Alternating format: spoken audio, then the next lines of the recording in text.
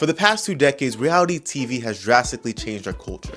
Some may say for better, others may say for worse. It's definitely for the worse.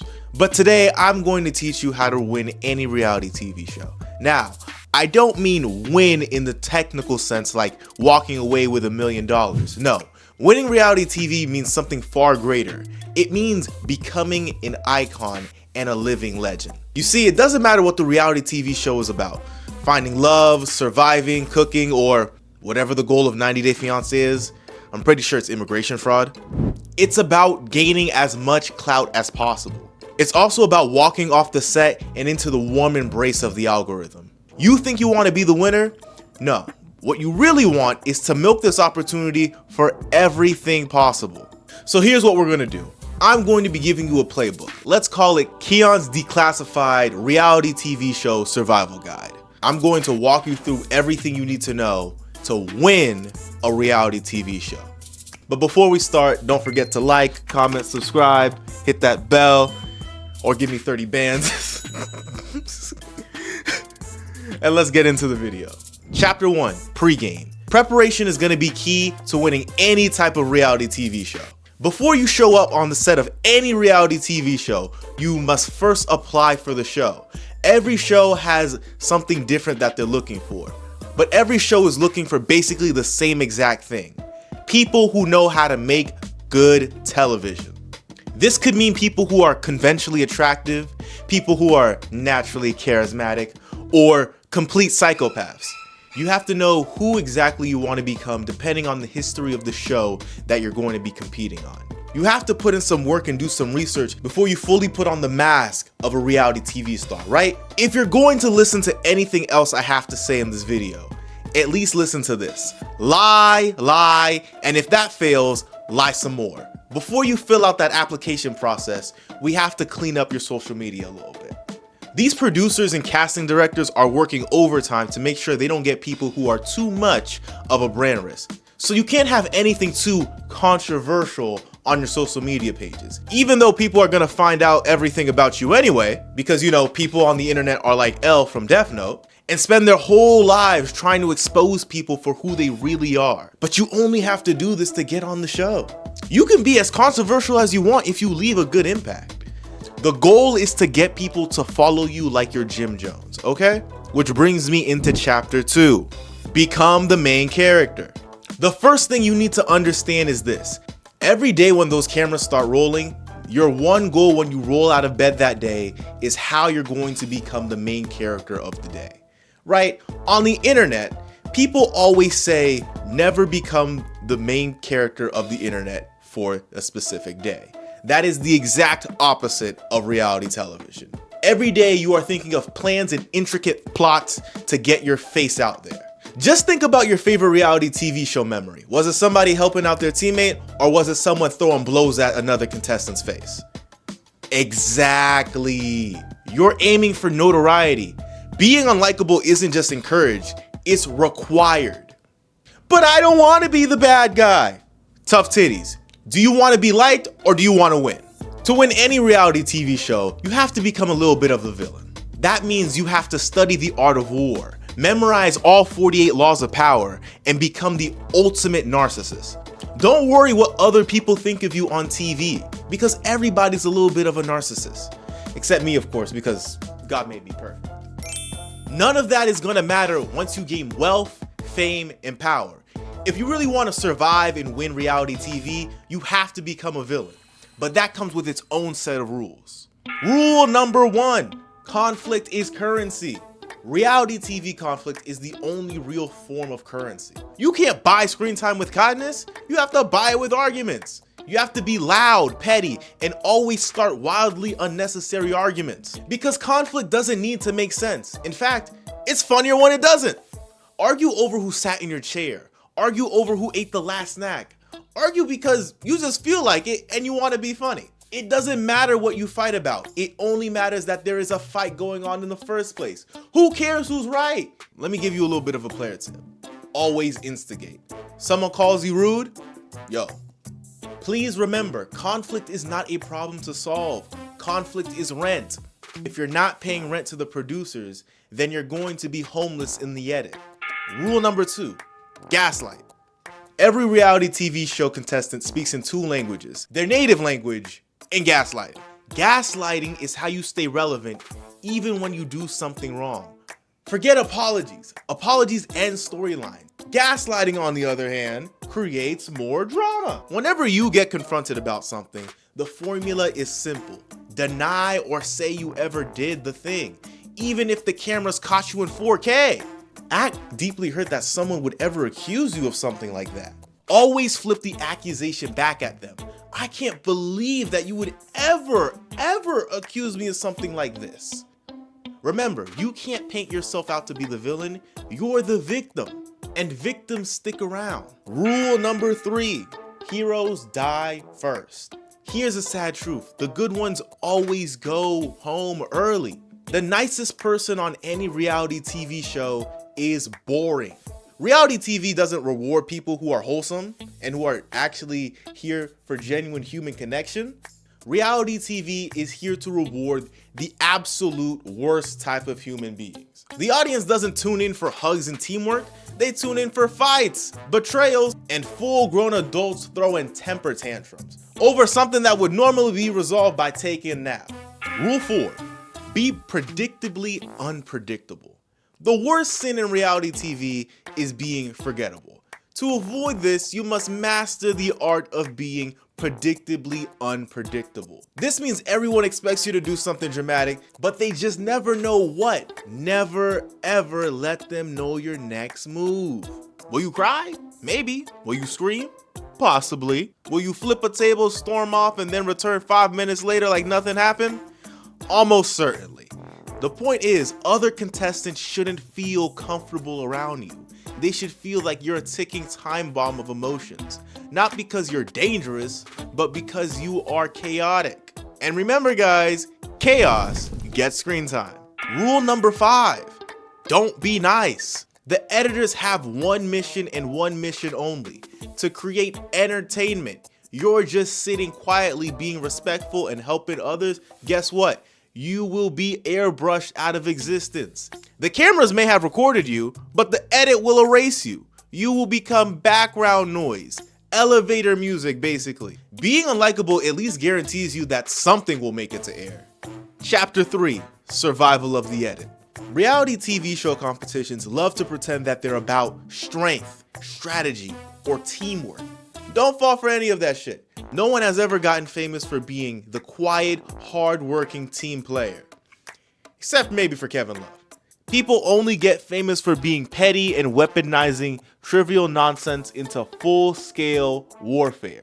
Forget surviving weeks in a shared house with complete strangers. Your true mission is this: survive in the edit. Rule number 6, every inconvenience is an insult. A petty person doesn't notice slights, they create them. Someone ate the last cookie? Betrayal. Someone left their towel on your chair? Scorched earth. Does someone breathe too loudly in your direction? That's grounds to get them canceled. The more meaningless the problem, the more powerful the storyline. If you can make a full episode revolved around a missing hairbrush, you've mastered the art of rage bait. Rule number 7. Alliances are meant to be broken. Forming alliances is easy. Keeping them is boring. Breaking them? Now that's television. The golden rule of reality TV strategy is always betray before you get betrayed. Smile, shake hands, and promise loyalty. Then backstab them at the first opportunity. And don't just betray once. Betray often. Betray loudly. Betray so much that people start to suspect betrayal even when you're telling the truth. When no one trusts you, congratulations, you've become the puppet master. Rule number 8, narrate your villain. Every petty act deserves a dramatic dialogue. Don't just steal someone's food. Go into the confessional and explain with a straight face why you're eating someone else's sandwich. Confessionals are your TED Talk. They're your moment to explain pettiness as if it's high art. Smile as you describe why you're throwing someone's clothes in the pool. Pretend you're a genius for starting a rumor. Even if you're making it up as you go, the audience will eat it up. Rule number 9, pick on one person to annoy relentlessly. Every villain has an arch nemesis. Batman and the Joker, Lex Luthor and Superman, Dr. Doofenshmirtz and Perry the Platypus, me and all of Miami-Dade County. Just like how every season of reality television has that one contestant that is the lightning rod for everyone's chaos and destruction, your job is to find them and devote yourself fully into their misery. It doesn't matter if they're actually a threat. What matters is that you make them a target. Roll your eyes when they talk to you. Mock their outfit. Subtly undermine them in every group discussion. Eventually, the tension between you two will become its own storyline, and storylines equal survival. Chapter 4, Master the Confessional. The confessional is your throne. It is the only place where the chaos of the house, the island, or the competition fades away and the spotlight lands directly on you. Here, you are the narrator, and most importantly, the star. Think of the confessional like a free therapy session, except your therapist is a camera, your feelings will be edited for comedy, and instead of solving your problems, you're feeding them back into the show for maximum drama. Rule number 10, speak in headlines. Your confessional lines aren't just thoughts, they're taglines. Instead of saying, I don't like the way you're talking to me right now, say, if you keep flapping your gums at me like that, I'ma go Rambo in this bitch. You're not aiming for nuance, you're aiming for quotables, sound bites, the kind that gets put on the season trailer, replayed at reunions, and printed on t-shirts by fans. Rule number 11, exaggerate everything. Confessionals are not for realism, they're for hyperbole. If someone slightly annoys you, act like they've destroyed your whole life. If you made a mistake, present it as a stroke of genius. If you betray someone, explain it like you just executed a flawless 10-step chess strategy. The audience doesn't want accuracy, they want passion. So dial it up to 100 every time. Rule number 12, switch between victim and villain at will. One moment you might be the victim and everyone's ganging up on you because everyone's hating on your greatness. The next, you're the villain. And honestly, you have to love it. You want them mad. You want them to be pressed. Fans love a character who can play both sides. Rule number 13, make the editor your ally. Here's an insider secret. Editors are the ones who decide who the star of the season is going to be. And the confessional is the raw material they need. Give them facial expressions, long pauses, evil deadpan stares in the camera. Every strange tactic is another weapon for the editing team to build your legacy. If you want to guarantee screen time, always deliver multiple versions of the same line. Editors love options, and if you give them enough, you will be the gift that everyone shares for years. Rule number 14, break the fourth wall without really breaking it. Every now and then, drop a line that feels like you're talking to the audience directly. Even though you're still in the game, a sly smirk, a sarcastic eyebrow raise, or a well-timed, can you believe this? These small things can elevate you from contestant to competitor. It makes viewers feel like they're in on the joke with you. Rule number 15, character development. In reality TV, no one has an arc unless they narrate it themselves. The quiet contestant fades into oblivion. The loud contestant without a storyline becomes background noise. But the one who frames their journey in the confessional, that's the fan favorite.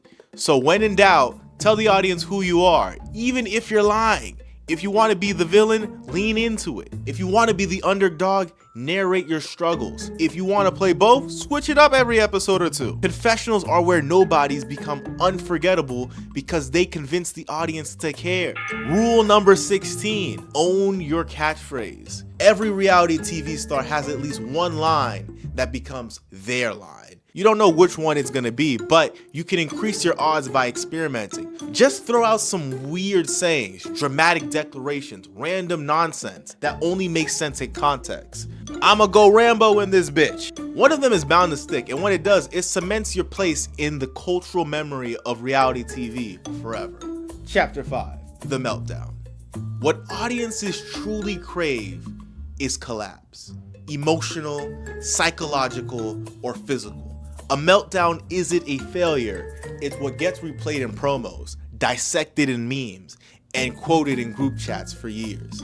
A meltdown is reality TV's equivalent of a mic drop. Rule 17. Timing is everything. Not every meltdown is created equal. The key is placement. Too early, you risk peaking before the audience learns anything about you. Too late, and you might be eliminated before your breakdown gets the attention it deserves. The sweet spot is mid-season. Just when things start to drag, you step in and detonate. Suddenly, you've revived the entire show's momentum and you've made yourself the centerpiece. Rule number 18, go big or go home. A true reality TV show meltdown is cinematic. You need volume, tears, and gestures. Slam doors if you have to. Throw objects. Nothing dangerous, of course. You're not trying to hurt anybody now. Pace back and forth like a Shakespearean villain. And if you have no idea what to do, flipping a table is just fine, or just throw a drink in somebody's face. Rule number 19, choose your battleground. The location of your meltdown matters. The best meltdowns happen in front of the maximum number of witnesses. Public meltdowns create factions. Half the cast rallies behind you, while the other half turns against you. Rule number 20, tears are a weapon. You see, crying isn't weakness on reality TV. It's a performance-enhancing drug. Whether they're real tears or crocodile tears, they amplify every emotion. Cry because no one respects your genius. You could cry just because the Wi-Fi's bad. It doesn't matter as long as you can produce tears on demand. Rule 21, always find a scapegoat. A meltdown without an enemy is just venting. But a meltdown with a scapegoat? Chef's kiss. Pick someone, anyone, to blame for your spiral. Maybe they didn't actually do anything to you, but reality TV show logic says that's irrelevant. The louder you insist someone ruined your life, the more the audience will actually believe you.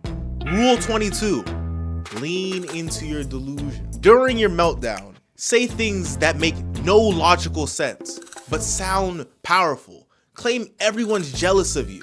Accuse people of plotting against you. Remember, none of this has to make logical sense. Insist the entire universe is against you if you have to. Viewers don't want accuracy, they want unfiltered chaos. Rule number LeBron, walk out and come back. The walkout is a classic maneuver. Storm out of the room dramatically. Maybe shout, "I'm done," or "I can't do this anymore." But here's the catch, always come back. If you actually leave for good, that doesn't make good television. But if you walk out and then reappear 20 minutes later with fresh energy, you're now a phoenix rising out of the ashes of your own trauma. Rule number 24, never ever apologize. After a meltdown, you might be a little tempted to apologize. Don't. The stronger move is doubling down. Insist that you were right, that everyone else overreacted, and that you only did what had to be done. If you must apologize, make it the fakest apology imaginable. You have to make it go something like this. I'm sorry that you all felt disrespected by my honesty, and I understand how hard it is for some of you to handle the truth. Which is why I'm gonna go Rambo in this bitch. Chapter 6, the reunion episode. You've schemed, gaslit, sabotaged, and melted down your whole way through this season. But all of that was just a rehearsal. The reunion is your final performance. Think of it like graduation day. But instead of getting your diploma, you're walking away with viral clips and a permanent spot in the Reality TV Hall of Fame. This is where you cement your legacy, reclaim the spotlight, and rewrite your own narrative. Rule number 25.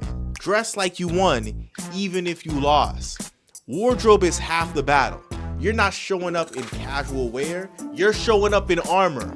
Sparkles, sequins, bold colors, giant accessories, anything that screams, "I am a winner." The reunion isn't about comfort, it's about intimidation. You need to walk on stage like you're attending your own coronation, even if you were voted out in week 2. Rule 26. Keep bringing up old shit. The reunion episode is not about closure. They're about reopening old wounds. The host will give you softball questions like, how do you feel about your experience on the show looking back? Your job is to throw gasoline on the nearest unresolved argument. Remember to always interrupt people. Reframe events in your favor. Remind everyone of the betrayals they've forgotten about. If you're not stirring tension within the first 5 minutes, you're wasting precious airtime. Rule 27, clap back. The reunion is a battle of words. You don't win with logic, you win with clapbacks. Practice one-liners that sound devastating but don't actually mean anything. A strong clapback gets replayed more than any actual argument. Rule 28, never let the host control you. The reunion host will try to mediate, move the conversation along, or calm everyone down. You know, the actual job. Don't let them interrupt, talk over them, or redirect. Remember, the host isn't your boss, they're your co-star, and treat them accordingly. The more you resist being managed, the more it looks like you're running the show. Rule number 29, cry. Again. Crying at the reunion isn't about sadness, it's about weaponizing sympathy.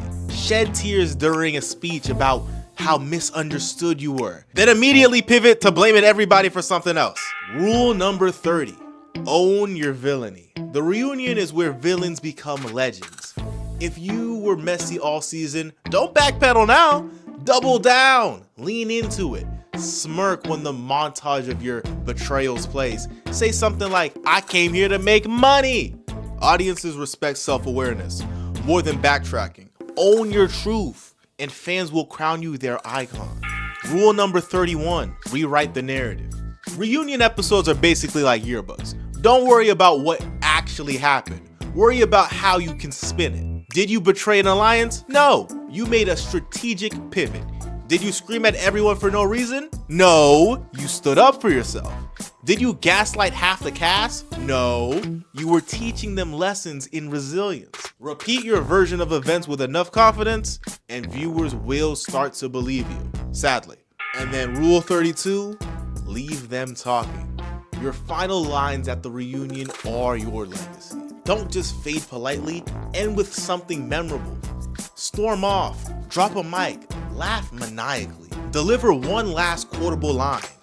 I'ma go Rambo in this bitch.